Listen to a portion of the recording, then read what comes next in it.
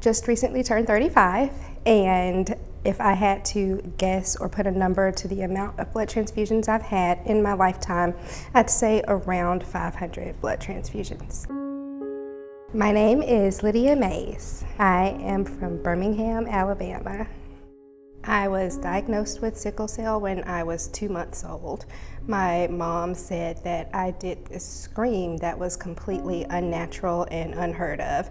And I've heard that the screams of an infant during a sickle cell crisis are just screams that nobody is prepared at all to hear. My mom said it was just next level, and she knew that something was really, really wrong. So she took me to the hospital, and that's when I was diagnosed with sickle cell SS.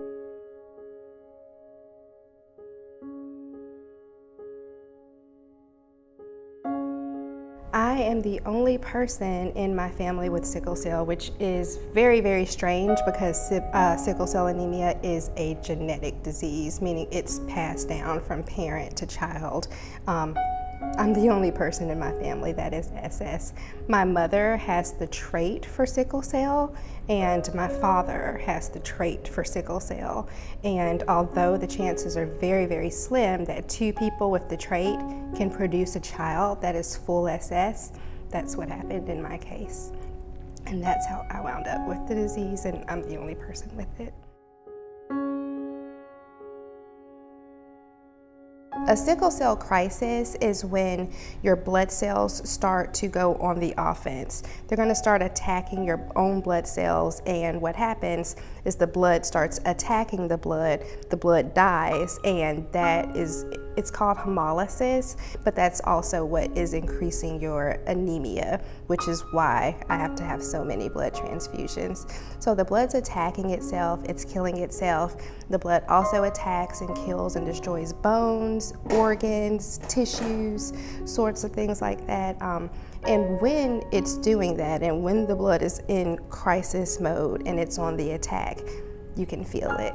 My very first crisis was in both of my feet, and it started out feeling like a little cramp at first. I thought that I pulled a muscle when I was working out, and in about 20 minutes it went from a cramp to a throbbing to a stabbing to it felt like my feet were on the railroad track and a train was just going over them, and then it stopped and went in reverse and then went right back over, and it's every second. It just doesn't stop. During my first crisis, I asked the emergency room doctor if they were going to have to amputate my feet, and he started laughing, and he's like, "No, sweetie, why would you think that?" And I told him, "Because I want you to." Then he started crying, I started crying. It was a big cry fest in the emergency room, but I was very, very serious. And I hope that illustrates just a little bit just how much pain it is. That was just in my feet. This last crisis that I had, and crises that some people with sickle cell have, it's all over their entire body. The only thing that can prevent a crisis or bring a person out of a crisis is blood donation, is fluids, and is oxygen. And that is why blood is so important to someone with sickle cell.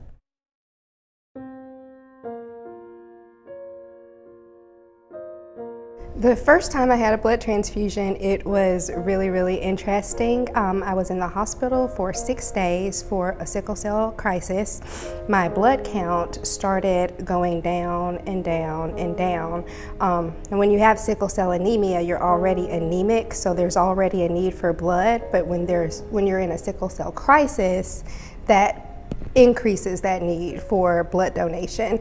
I was in crisis for 7 days total. I received 4 blood transfusions, and when your blood count starts going down, you start to feel more lethargic, more tired, more not like yourself, like you do not want to do anything. None of the things that interest you really have a meaning anymore because you're just so tired. You really cannot do anything. Walking becomes a struggle, talking becomes a struggle, even holding a fork to feed yourself becomes a struggle. That's what it feels like before the blood transfusion. And when I first got my first blood transfusion and I started to get the blood and it's being infused into me, I broke out and I started doing the MC Hammer dance. I felt so good. I was like, yeah, I can do this. And I just started dancing around the hospital, and then I realized, like, well, we're only like maybe a couple minutes into this blood transfusion, and then it hit me. My mom's like, you need to sit down before you pass out. So immediately it is a rush of energy. You just start to feel more like yourself. And for me, when I'm myself, I am bouncing all over the place and singing and dancing and all of that. So it just made me want to do the things that I love to do, which is just be all over the place and be happy and dance all around. So.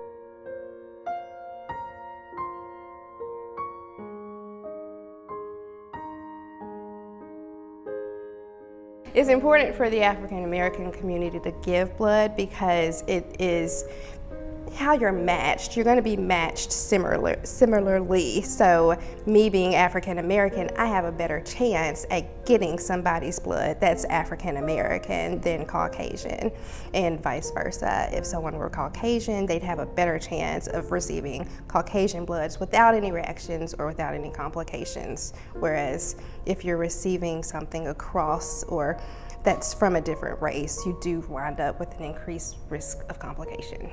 It is not exclusive to the African American community. However, it does affect primarily people with brown skin. That's African Americans, Hispanics, people of any sort of sub-Saharan sort of environment. I've heard that in the Philippines, sickle cell is very prevalent, and I actually had a Filipino nurse. She told me that I should be really, really thankful because in the Philippines, their technology is not like it is here in the United States. And most people with SS, sickle cell anemia SS, they end up passing away about 14 or 15. Just because they don't have access to the blood and the things that we often take for granted here in America. I used to work for LifeSouth, and when I worked there, everyone was incredible. Of course, I'm very vocal about sickle cell. I advocate for sickle cell, and I ultimately want a cure for sickle cell. But that all starts with awareness, and blood is, like I said, it's so, so important. So I saw an ad for LifeSouth online. I applied, I got the job, and I started incorporating my story with sickle cell in recruiting people for blood donation. If I saw you on the street, I'd say, hey, you want to donate blood? It's going to save my life. And most people, because sickle cell is an invisible illness and I look perfectly fine, they'd be like, how am I gonna save her life? She looks fine to me. She looks perfectly healthy. Well, let me tell you about sickle cell anemia and how many blood transfusions I need. And I never had anyone turn me down. And even when I stopped working for LifeSouth for a paycheck, LifeSouth's always going to be a part of my heart because you all do something that's so, so important, and you give me life. And I said I wasn't going to cry, but but it really, really means so much. And without you guys, I wouldn't be here. So if you are on the fence about donating blood and you need a reason to donate blood, you can look at me. If you need an inspiration, if you need a cause or a reason to donate blood, just look at my life. My name's Lydia. I have sickle cell, and I'm known as a sickle cell warrior princess. I've had so many blood transfusions in my life, and without you guys, without people that are able to donate blood, I would not be alive today. So I just want to thank you for just even thinking and considering blood donation. It's good for you as a person. It's good for people with sickle cell and people that have been in emergencies. It's an incredible, incredible gift to give. It's the gift of life, and there really is no better gift. So please, please, please consider donating today to LifeSouth.